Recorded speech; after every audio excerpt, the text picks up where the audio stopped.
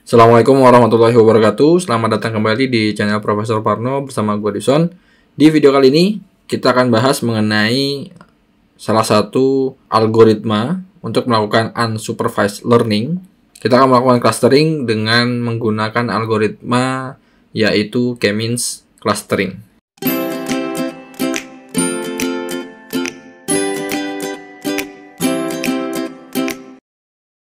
Baik, jadi K-means clustering itu sendiri, kalau kita lihat di artikel yang dibuat oleh Mbak Fauzia Dewi ini ya, kita lihat gambarnya aja di sini.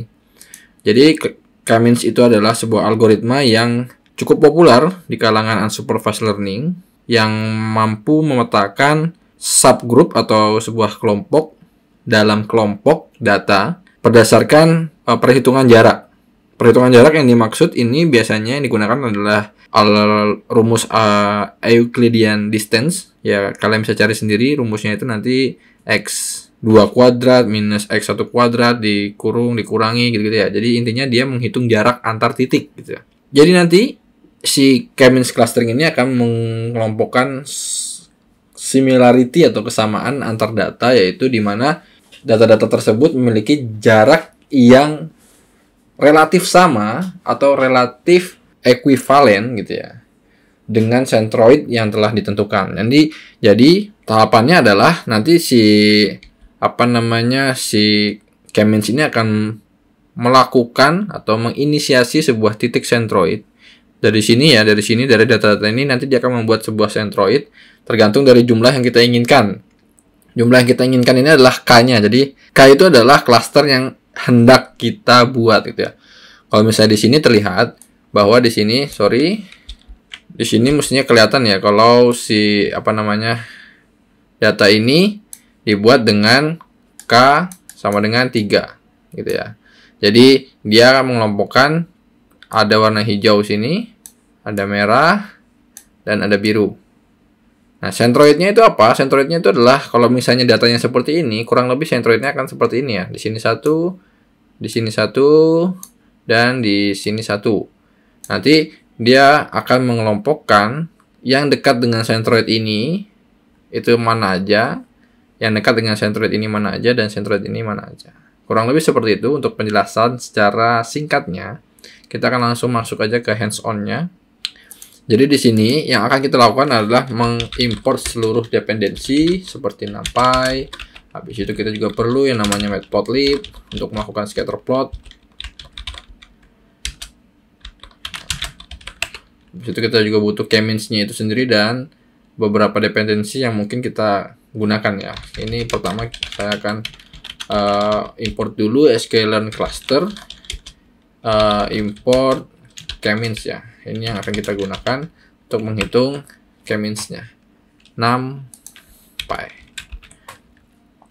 Baik, jadi si datasetnya itu sendiri yang akan kita gunakan adalah txt. Nanti kita akan include dia di GitHub kita dengan nama filenya itu adalah data clustering. Kalau di tab mestinya ada ya, dengan delimiternya itu adalah koma.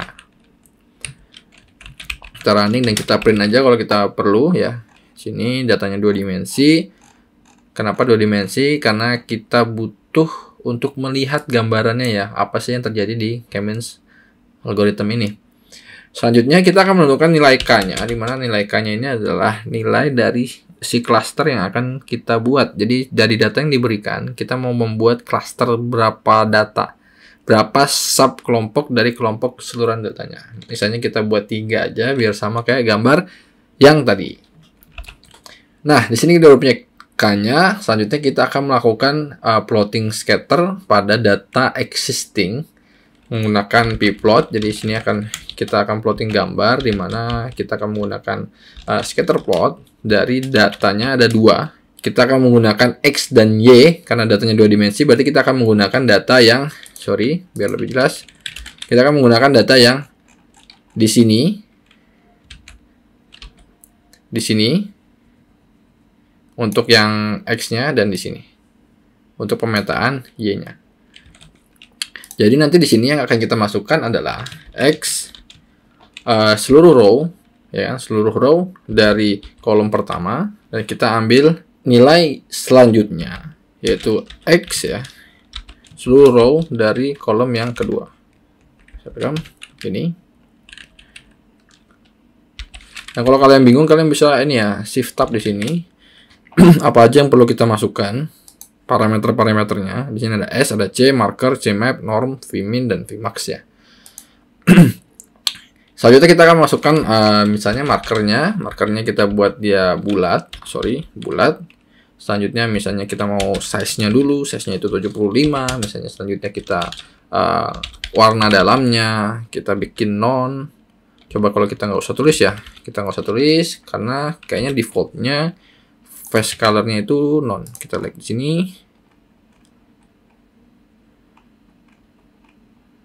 Tidak ditentukan, tidak di-cut. Oke, lanjut aja kita ke edge color-nya aja dulu, karena tadi ada edge color. Edge color-nya ini akan kita buat hitam ya. Jadi nanti pinggirnya akan hitam. Dan coba kita tambahkan nilai maksimal dari limitnya ya. Y limit dan X limitnya itu akan kita masukkan, itu satu nilai di atas X max dan satu nilai di bawah X min. Begitu juga dengan yang si Y-nya. Oke, yang pertama kita akan panggil nilai X min-nya, berarti X min itu ini yang dikurangi 1, jadi dia akan satu tingkat, satu data di bawahnya ini ya, di bawahnya dia, tapi kita ambil min-nya.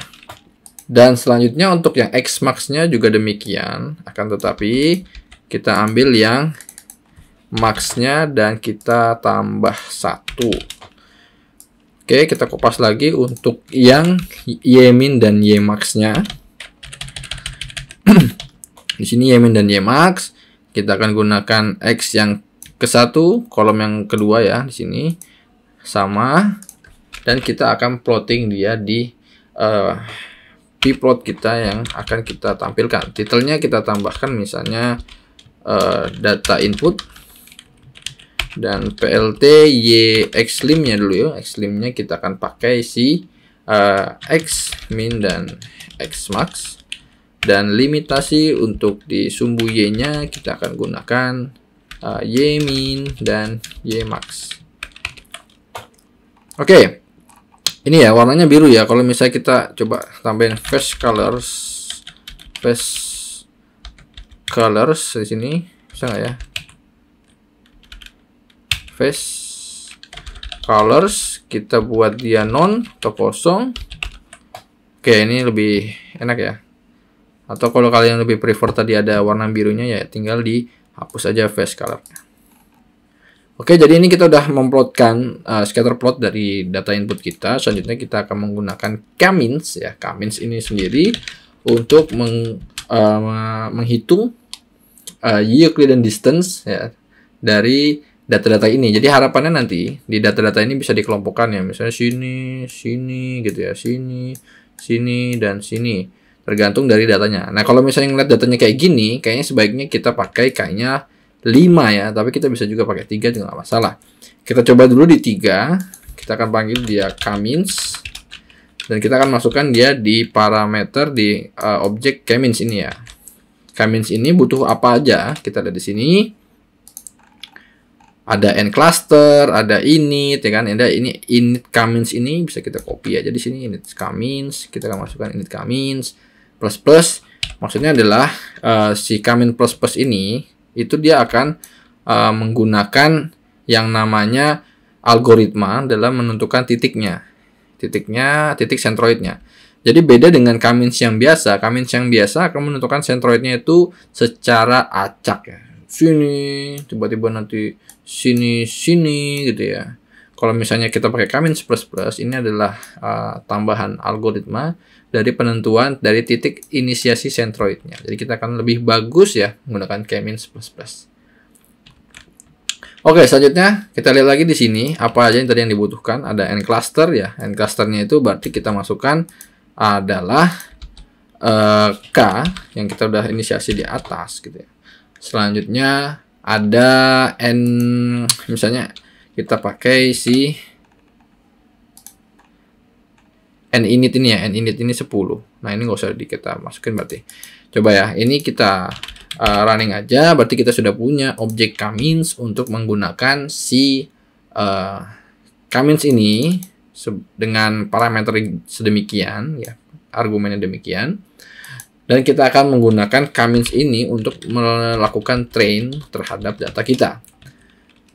Pertanyaan pasti muncul, kenapa nggak ada Y-nya? Nggak ada Y-nya. Biasanya kan di feed, di datanya ada X dan Y. Tapi ini kan namanya unsupervised learning, berarti tidak ada label yang diberikan dari data mentahnya. Oke, selanjutnya kita akan membuat nilai X false dan Y false ya. Jadi nilai-nilai ini akan digunakan untuk membuat grid ya, grid dari hasil predik ya. Jadi hasil predik itu nanti kita akan gunakan si X false dan Y false ini supaya nanti terlihat ada gambaran dari pembagian data yang kita lakukan gitu ya. Misalnya nanti akan seperti ini atau seperti apa gitu ya. Kita akan menggunakan nilai X false dan Y false ini dengan code demikian ya. Ini kita bisa ikutin aja nanti biar lebih paham ketika sudah keluar apa sih ini data si mesh grid, apa sih X false Y false ini, dan nanti terlihat di gambar yang akan kita hasilkan. Jadi nanti si mesh grid ini akan melakukan yang namanya pembuatan matriks dari data-data yang diberikan di dalam parameter si mesh grid ini. Oke, biar tergambarkan nanti kita akan coba aja. Pertama kita akan membuat NP range. Nah, si NP range ini akan membuat rentetan data, urutan data dari X min, maksudnya adalah nilai minimumnya di parameter pertama, dan X max. Jadi kita akan membuat nilai sekumpulan data, deretan data, satu dimensi data yang nilai paling kecilnya adalah X min dan paling besarnya X max dengan jarak atau range ya, range-nya itu sebesar yang kita inginkan. Pada saat ini saya akan menggunakan 0,01 sebagai range dari data yang akan kita buat. Oke, biar ada gambaran NP range ini apa, ini akan kita eksekusi di sini ya. Sorry, ini 0,01 koma sih titik. Nah, ini nilai X min itu adalah min 1,4 dan X max nya adalah 9,62. Kalau kalian penasaran, kalian bisa lihat di sini ya. X min itu berarti adalah nilai terkecil dari sini. Ini kan mestinya sekitar di sini ya. Ini nggak minus nih sebenarnya, tapi karena X min ini adalah X min ini, nilai ini minimum dikurangi 1, berarti posisinya di sini, dan dikurangi 1, berarti posisinya akan di minus ini ya, di sini ya. Ini X yang paling kecil ya kan, kita kurangi minus 1, mestinya dia posisinya di sekitar sini, dan itu nilainya adalah minus 1,4. Dan yang paling besar ya, kalian bisa lihat di sini, X yang paling besar ada di sini sekitar 8, dan ditambah 1 mestinya nilainya adalah si 9,6 ini. Itu ya. Oke, lanjut ya. Ini 0,01. Berarti sudah ada kegambaran. Jadi ini NP range untuk yang X. Selanjutnya kita akan membuat mesh grid dari NP range X min dan Y min. Untuk yang ini sama juga dengan yang X. Nanti dua nilai ini akan kita buatkan dua dimensi matriks menggunakan mesh grid ya. Nanti dia akan mengeluarkan output X false dan Y false. Jadi nanti ini kita eksekusi terlebih dahulu.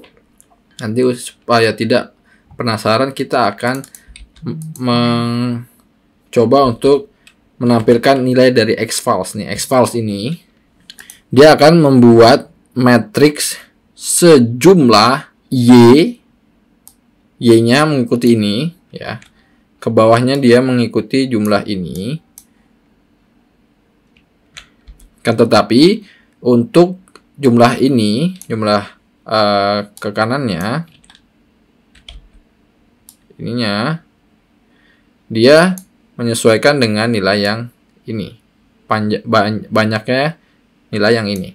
Oke, jadi nanti si X-file dan Y-files ini adalah dua buah matriks dengan ukuran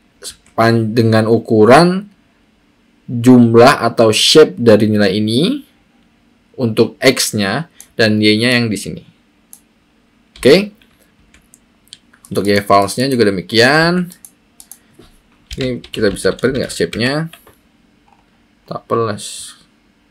Object is not callable. Oke. Ini juga demikian ya. Min 1,29 ini sama dengan ini. Kalau kalian penasaran, kalian bisa print juga di sini ya. Nilainya akan menyesuaikan dengan nilai yang ini, gitu ya. Oke, baik. Jadi selanjutnya ini kita hapus.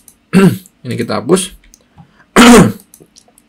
Selanjutnya akan kita lakukan adalah menghasilkan output ya, output dari clustering yang sudah kita latih di atas. Jadi output ini kita akan melakukan k-means predict ya, predict terhadap apa? Terhadap sebuah data baru yang kita hasilkan dari hasil mesh grid sebelumnya. Jadi yang akan kita lakukan adalah, saya tulis dulu. Oke, ini ya kita print. Jadi di sini dia menghasilkan cluster dari datanya. Apa yang dipredik? Ya, apa yang dipredik? Yang dipredik adalah X-files raffle. Jadi raffle ini adalah membuat nilai X-files ini ya, yang tadinya banyak dimensi, iya, sekian kali sekian dimensi menjadi hanya satu dimensi. Nah, jadi satu dimensi gini ya, set gitu ya. Begitu pula juga Y-files ini kita buat menjadi satu dimensi ya, ini ya, satu dimensi, sehingga nanti kalau misalnya si C underscore ini dia mampu menghasilkan sebuah nilai dua dimensi seperti data input kita ya. Kan kalau print aja di sini. Nah, sorry. Ini kurang ini. Ya, jadi dia membentuk data dua dimensi ini ya. Satu, ini dua ya, berdasarkan si X-file raffle dan Y-file raffle. Nilai ini yang akan kita predik dengan range 0,01. Jadi dari sini ke sini ini 0,01, 0,01 ya. Sini 0,1, 0,1, 0,01, sehingga nanti kita mendapatkan gambar hasil pemetaan clusteringnya secara rinci ya, secara dalam. Kalau di gambar tuh pixelnya lebih kecil karena kita menggunakan range 0,01 untuk mesh grid yang akan kita tampilkan. Oke, biar nggak tambah bingung, kita akan lanjut ke pembuatan gambarnya. Gambar dari hasilnya kayak gini kan nggak kelihatan ya nanti ya, outputnya begini, kita mana tahu nih hasilnya. Jadi selanjutnya kita akan melakukan reshape terhadap si output ini ya. Kita reshape sesuai dengan ukuran dari X-files ya. Selanjutnya kita akan mulai membuat plotting figurnya menggunakan scatter plot. Yang pertama kita akan image show ya, jadi image show dari si output itu dengan interpolasi ya. Apa nih interpolasinya? Adalah nearest, jadi yang terdekat. Kita akan menghitung jarak yang terdekat dengan extend, atau biasanya gini kita menggunakan si limitnya, limit X limit dan Y limitnya dari X-files dan Y-files. Jadi biar gue tulis dulu. Yang pertama adalah xVals.min. Yang selanjutnya adalah xVals.max. Selanjutnya yVals.min dan juga yVals.max. Oke. Parameter selanjutnya adalah cmap ya, cmap. Cmap ini nanti kita akan isikan dengan plt plot cmpair ya. Dimana si cmap ini adalah color mapping. Ya, nanti color mapping ini kita akan masukkan dia dari matplotlib, yaitu color map paired ya. Nanti kita akan lihat hasilnya. Jadi warnanya kita serahkan kepada si matplotlib mau ngasih warna apa untuk pemisah dari data kita gitu ya. Jadi kita nggak perlu repot-repot lagi masukin color mapping yang misalnya mau warna apa gitu. Nanti dia akan menyesuaikan dengan plt si cm paired ini ya, function paired ini.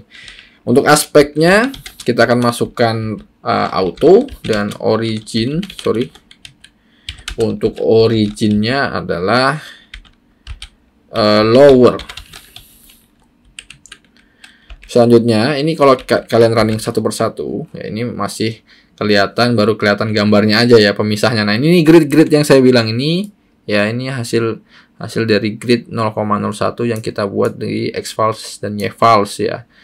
Gitu ya. Kalau misalnya gridnya kita gedein, nanti ininya juga akan semakin lebar. Oke, ini baru gambar warnanya aja menggunakan cmpaired ini ya. Selanjutnya kita akan plotting datanya menggunakan scatter plot. Ya, ini hampir sama seperti yang di atas. Jadi kita akan beberapa kali kita akan kopas sedikit aja ya. Biar agak cepat. Ini kita kopas di sini ya. Ini akan kita kopas. Jadi kita akan ambil data yang pertama, data yang kedua, markernya juga akan kita pakai O gitu ya. Face color dan lain-lain ya, kita sekalian aja lah, kita copy semua ya. Koma ini, nah kita tampilkan. Nah ini udah terplotting datanya, dan selanjutnya kita akan plotting si centroidnya. Sebelum kita plotting centroid, kita perlu mengambil si centroid itu. Ya, ini atau kita tulis aja centroid sama dengan hasil dari k-means itu, k-means.cluster centers. Ya, ini nanti kita akan menghasilkan si titiknya di mana nilainya. Ya, kalau kalian print di sini, ini nilai dari 3 koordinat dari centroid kita. Akan lebih jelas kalau kita masukkan dia di gambar. Jadi kita akan plotting si centroid ini menggunakan scatter plot juga. Yang akan kita masukkan adalah cluster. Kita udah masukin di centroid ya. Centroidnya kita akan masukkan dia yang pertama, centroid yang kolom pertama dan centroid yang kolom ke 2. Kita kopas saja. Yang kedua, centroid yang kedua sudah. Markernya kita buat misalnya ya O juga aja lah biar jelas. Tapi akan kita buat lebih besar sedikit size-nya. Misalnya di 150. Saya sih usul kita agak tebalkan dia. Width gini ya. Tab, oke. Kita buat dia 3 atau 4 gitu ya. Warnanya misalnya kita buat apa yang kelihatan ya? Black aja, tapi kita akan buat dia lebih tebal gitu ya. Dengan dalamnya juga kita buat dia hitam. Black. Oke, kita print.